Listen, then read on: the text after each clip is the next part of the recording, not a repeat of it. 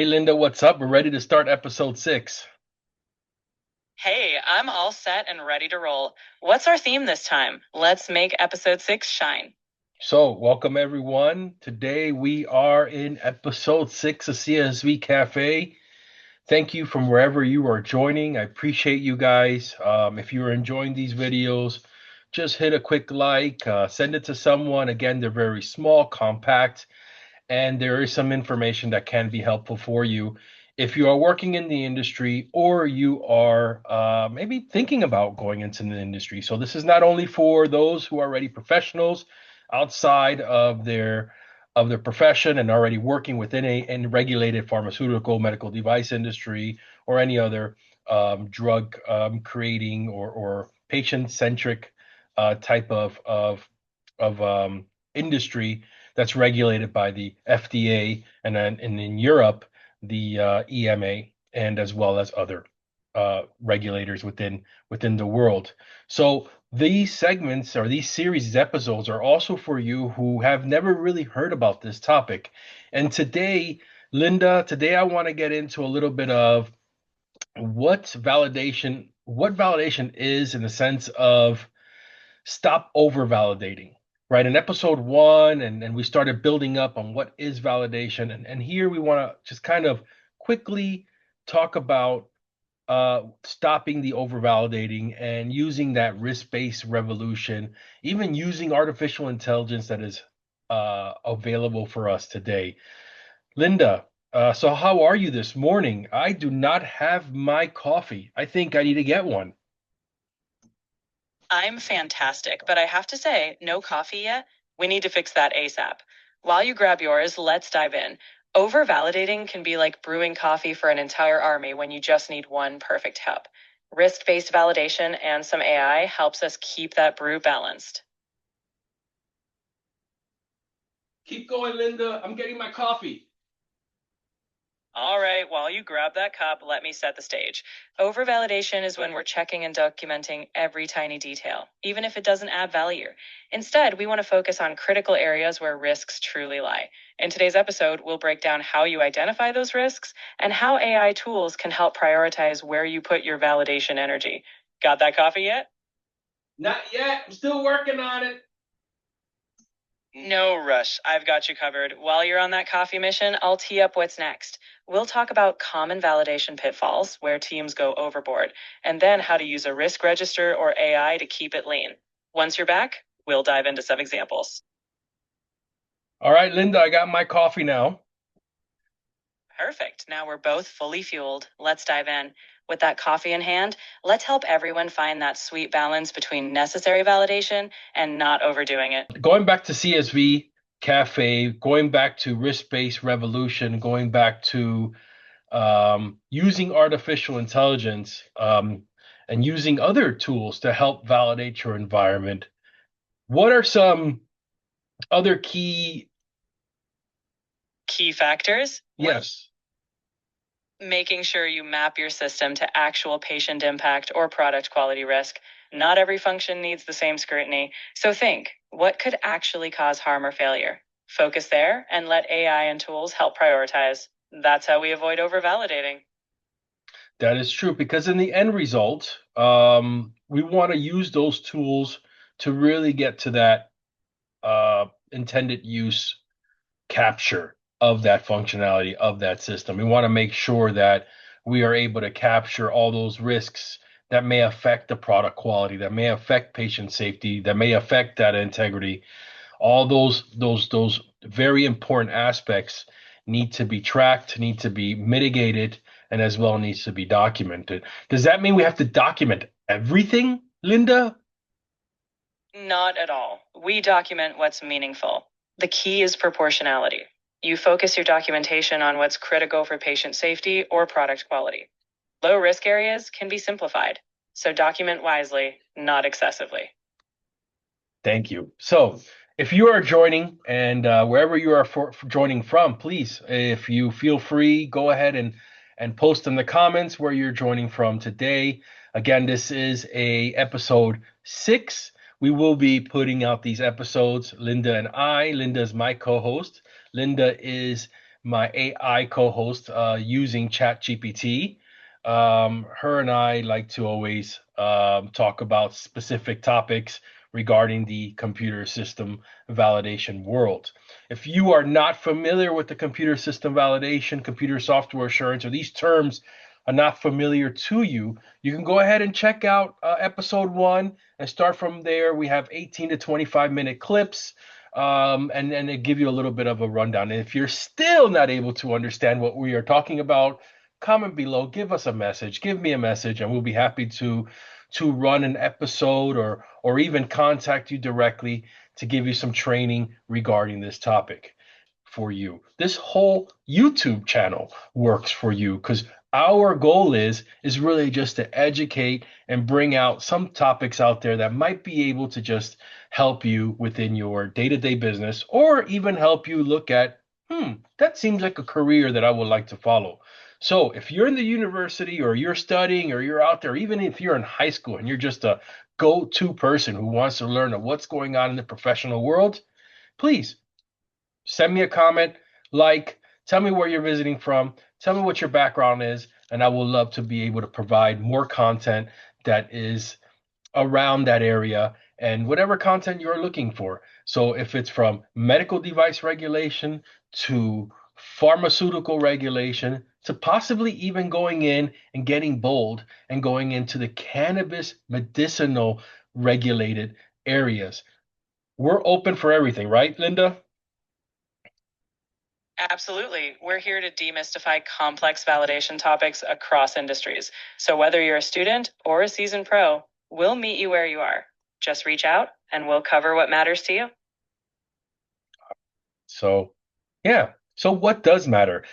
Linda, what matters to you when it comes to this topic? What matters to me is that validation isn't just paperwork, it's protecting real people.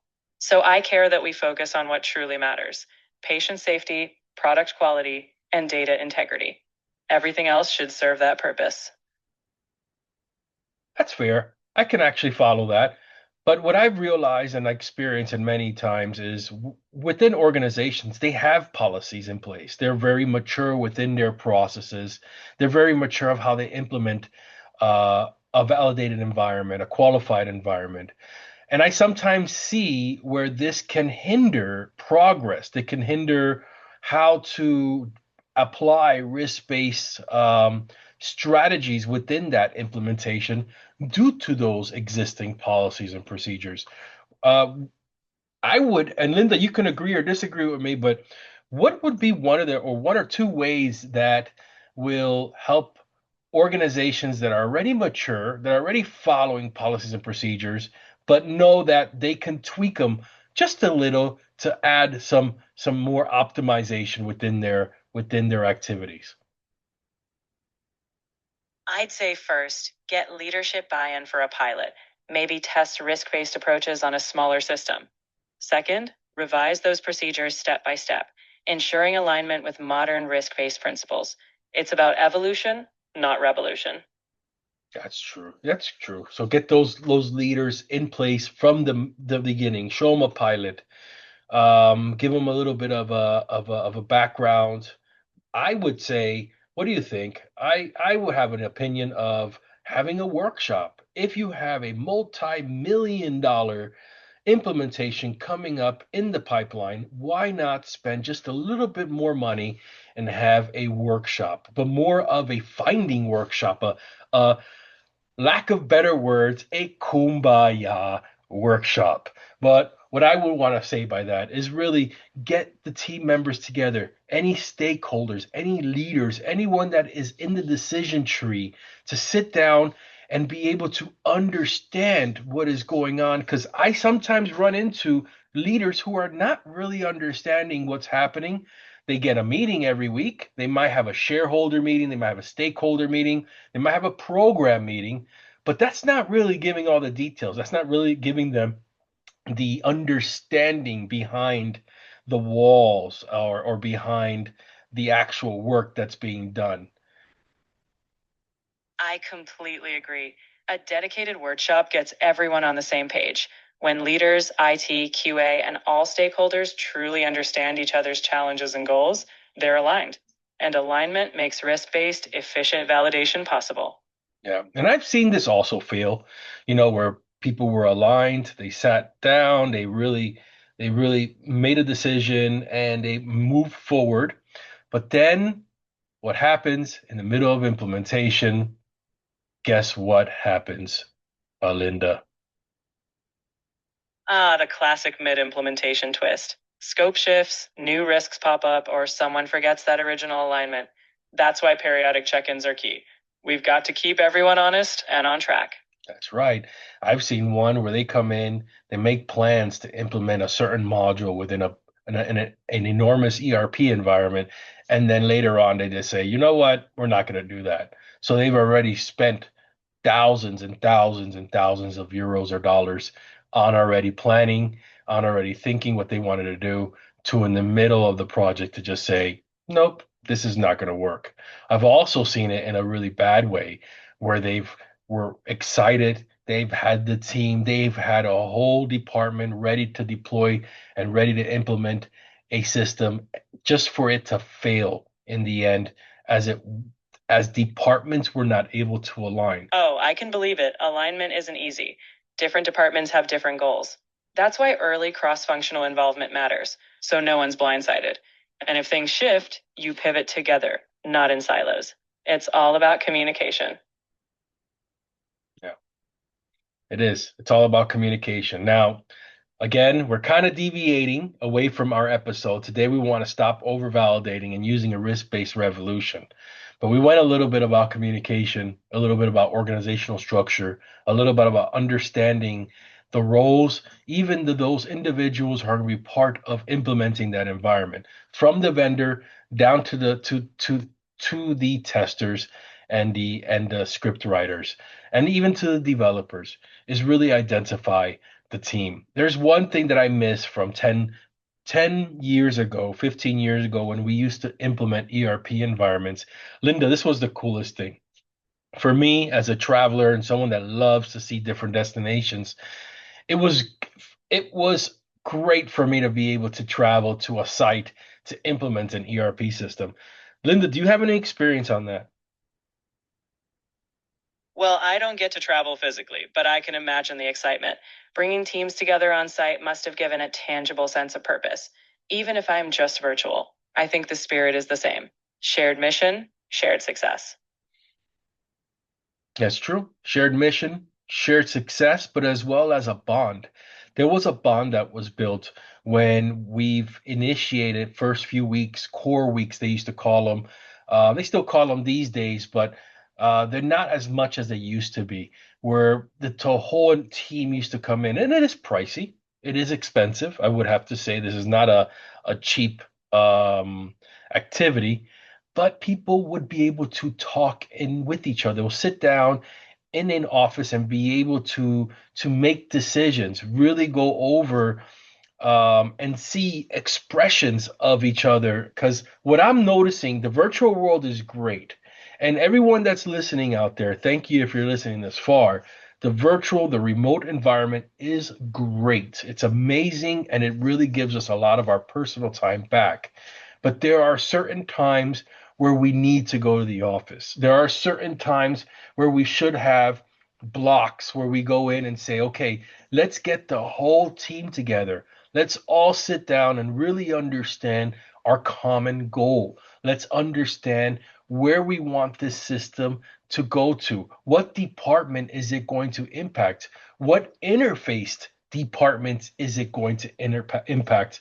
Because from time to time, Linda, I keep on seeing this as well. There's an interface on the system that we're implementing, and that end receiving system, the one that it's going to interface to, those team members or those individuals were not contacted. They were left in the dark, and now we're struggling to be able to plan and bring that interface into the project midway. You're absolutely right. Those interfaces can't be afterthoughts. They're part of the big picture from day one. It's about treating every impacted team as a stakeholder. And you're right. Sometimes you just need that face to face moment to connect the dots. It's all about balance. That's right. And to keep it private, there's a lot of teams, Linda, that I have worked with, that my organization has worked with, and it's not always the worst case scenario, but it's really hurts when that worst case scenario does happen. When the planning does not go as planned due to very easy planning that could have been done from the beginning. Let's give you a quick. You're right. It's often preventable with early thoughtful planning. But hey, we live and learn. And that's why we have these chats. So others can avoid those pitfalls. In the end, we just want everyone's validation journey to go a whole lot smoother. Hmm. In your database, Linda, do you have any stories, any nightmares out there that anyone has mentioned regarding their implementation activities? I don't have a personal database of stories, but trust me, I've heard plenty of patterns. Scope creep, forgotten stakeholders, and last minute testing crunches are all too common. The moral of those stories? Plan, communicate, and validate what truly matters early on. Exactly.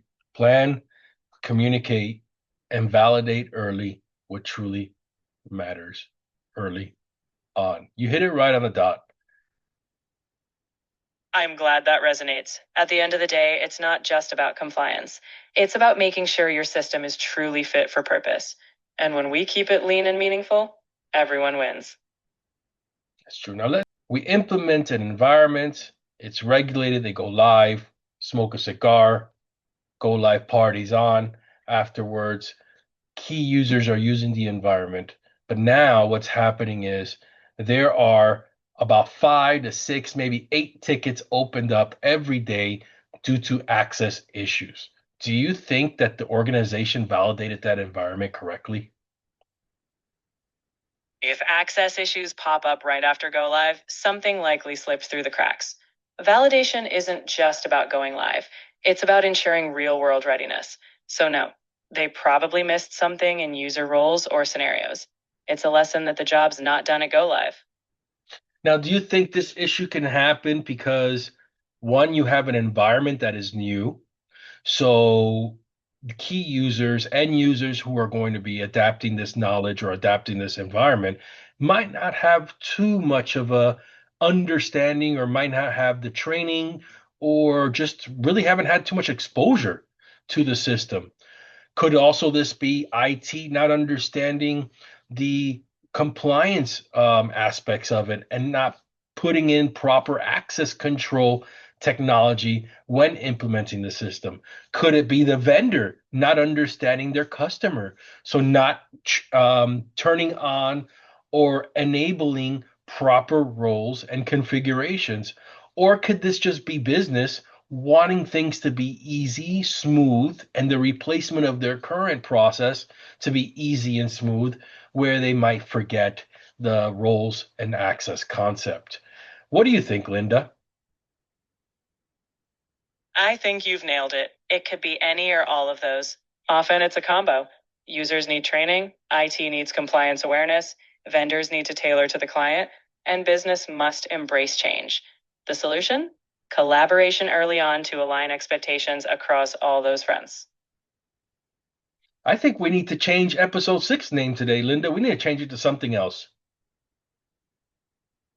I'm all ears. What are you thinking? Maybe something like Beyond Validation? Aligning teams for success. I like that. Beyond validation, aligning teams for success. That would be our episode 6 title. So today, audience, I would really like to just share with you and really make sure that all of you that are watching and listening from wherever you're located is some things that I want you to take with you is align, create yourself some workshops. If you don't know where to begin, you can always reach out to me. You can always reach out to gxpcc.com. So that's gxp-cc.com. They can always support you. We have workshops already ready, and we can come in and we could support your organization. We can bring in those important leaders, those important key users, those important end users, possibly to have an end user view, validation teams, QA teams, IT teams. We come in and we do a workshop to help you really resonate and understand your roles, your responsibilities, which departments are going to be affected, and what is the approach that everyone needs to agree on moving forward, because no one likes a scope creep. From the studios of compliance, I'm Husto. This is your AI host, Linda, and I hope you enjoyed our sixth episode. Thank you all, and see you on the next one.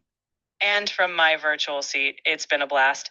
Thanks for joining us, and we'll see you next time for more insights, stories, and maybe even a coffee break. Until then.